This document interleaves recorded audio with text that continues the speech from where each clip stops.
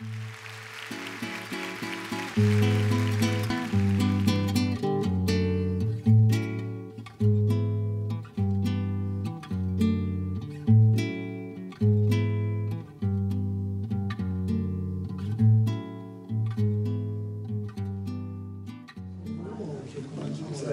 commencez. Bien, alors nous allons commencer la deuxième partie de notre matinée par un exposé de Franco de Masi, et là sur les problèmes spécifiques de formation. C'est l'enjeu de notre deuxième partie de cette matinée. Franco. Merci. Alors, quelle formation pour l'analyste du XXIe siècle? Je présenterai ma contribution en deux parties. La première traite de la formation de l'analyste telle qu'elle se pratique actuellement et aborde les changements possibles pour le training du futur.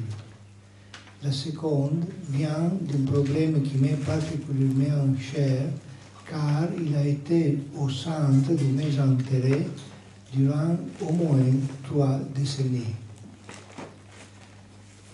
Bien qu'en raison des différents développements historiques, on observe certaines différences entre les sociétés psychanalytiques, il me semble évident que la structuration du training reste adéquate et pertinente de manière générale. De plus, on assiste aujourd'hui à un échange continu entre les différentes sociétés et cela nous permet d'imaginer une série d'ajustements progressifs dans le futur sans que la structure de base solidement construite des programmes de formation en soit emballée.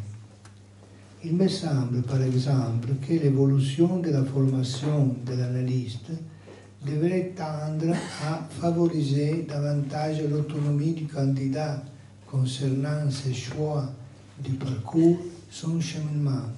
Cela arrive déjà en certains pays, mais en Italie, où la formation s'inscrit au contraire dans un contexte ministériel, nous en Italie sommes l'équivalent d'une école publique de psychothérapie, le candidat doit suivre un parcours préétabli et être présent à tous les cours et séminaires prévus au programme.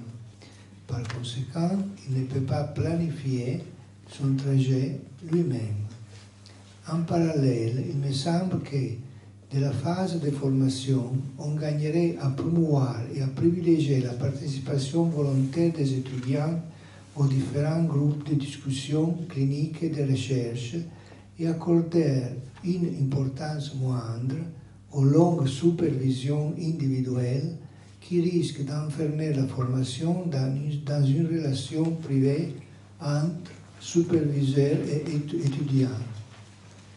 Il me semble également que dans le débat de ces dernières années, on est venu à donner une trop grande importance à la formation institutionnelle officielle, c'est-à-dire à trop valoriser cette période limitée où l'institution psychanalytique prend soin de l'élève pour le former.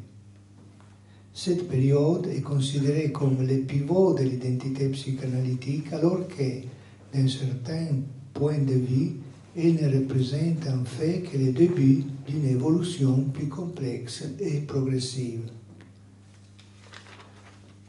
Je crois que l'étudiant qui a fait une bonne formation et qui a été accepté par la société comme l'un de ses membres ne possède pas encore une véritable identité psychanalytique, car celle-ci ne se développe que très progressivement au cours des années qui suivent sa formation. Cela a été mon expérience. Je n'étais pas sûr d'avoir acquis une véritable identité psychanalytique à la fin de ma formation. Après avoir quitté l'hôpital où je travaillais pour commencer mon travail en tant qu'analyste, j'étais loin de me sentir satisfait. J'ai continué à lire systématiquement la littérature analytique pendant de nombreuses années. J'ai participé à de nombreuses rencontres, j'ai organisé des séminaires conduits par des analystes italiens et étrangers et c'est seulement plus tard que j'ai senti que je pouvais enfin signer un texte à caractère analytique. Je peux dire honnêtement qu'il m'a fallu une dizaine d'années avant de m'apercevoir que j'avais acquis une identité psychanalytique suffisamment propre et marquée. Même maintenant, lorsque je travaille avec mes patients, je suis surpris de voir combien de choses j'ai encore à apprendre de la clinique et à quel point mon horizon continue à s'élargir et comment ma compréhension des patients s'enrichit.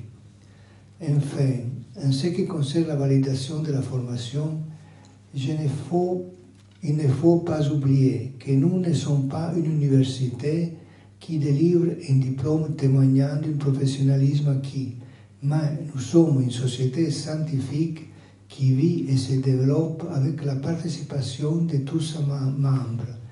Et chaque membre sait bien que la formation de son identité n'est jamais définitivement terminée.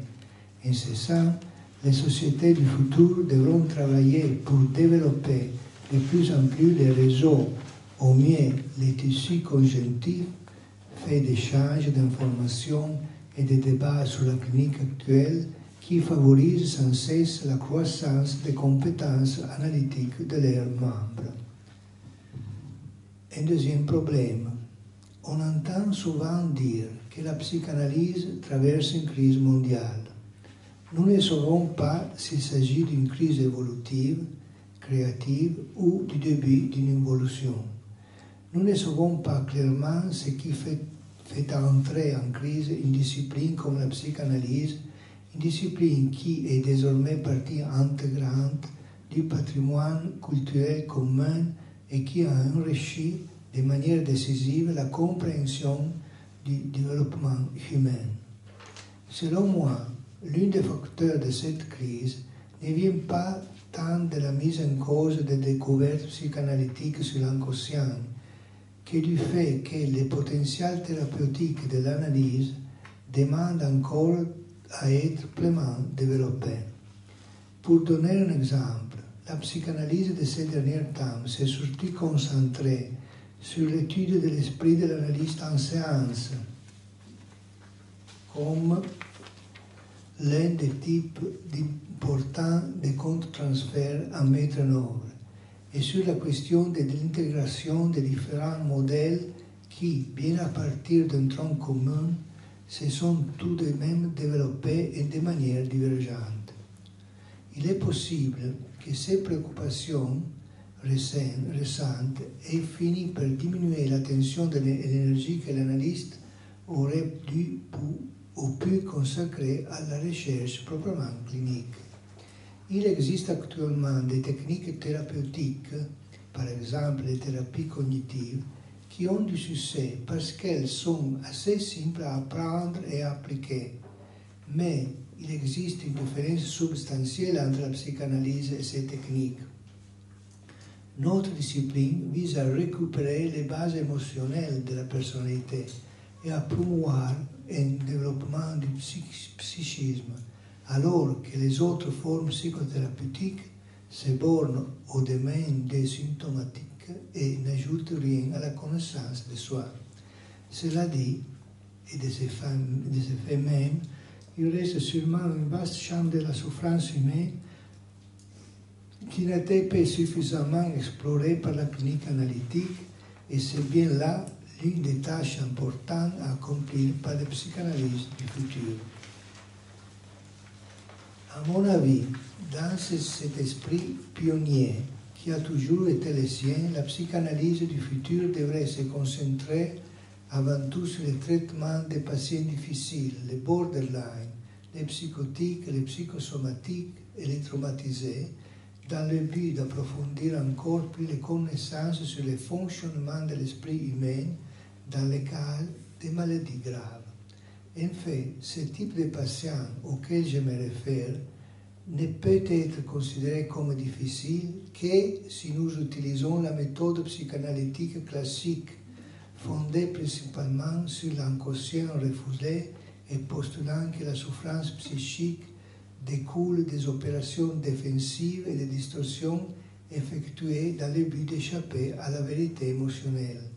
Or, la réalité, c'est que dans le cas des patients difficiles, la méthode analytique basée sur l'association libre et les interprétations symboliques n'est pas applicable au même titre que pour les états neurotiques, dans la mesure où l'inconscient dynamique est endommagé chez les patients graves.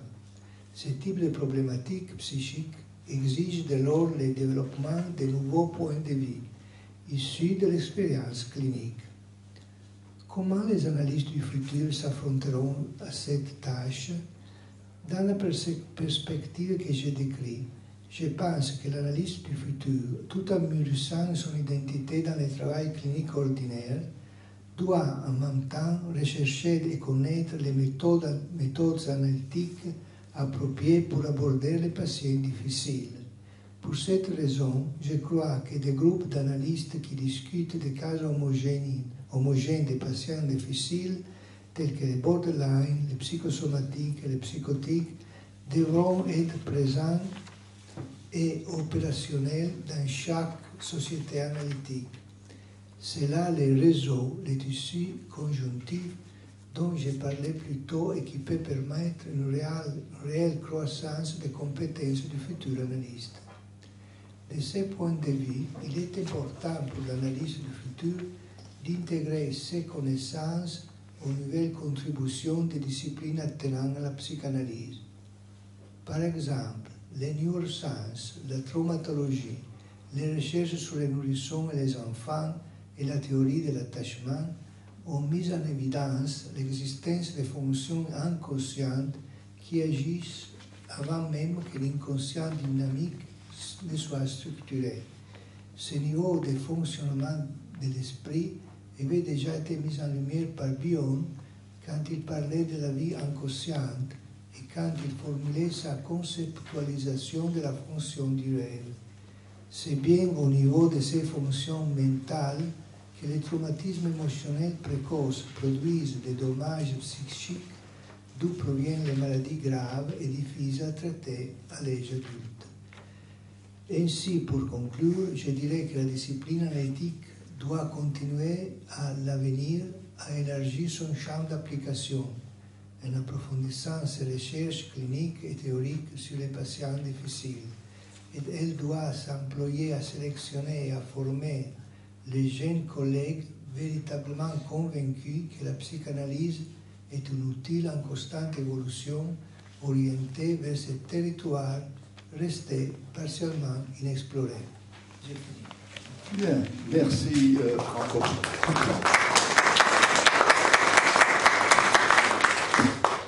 Ce que vous nous dites à partir de votre propre expérience avec les patients qui présentent des organisations non névrotiques, on peut vous dire qu'ici en France, nous en sommes profondément convaincus et nous avons ce que nous appelons maintenant dans le 13e arrondissement de Paris un pôle psychanalytique qui, à côté des instituts de psychanalyse, l'institut de formation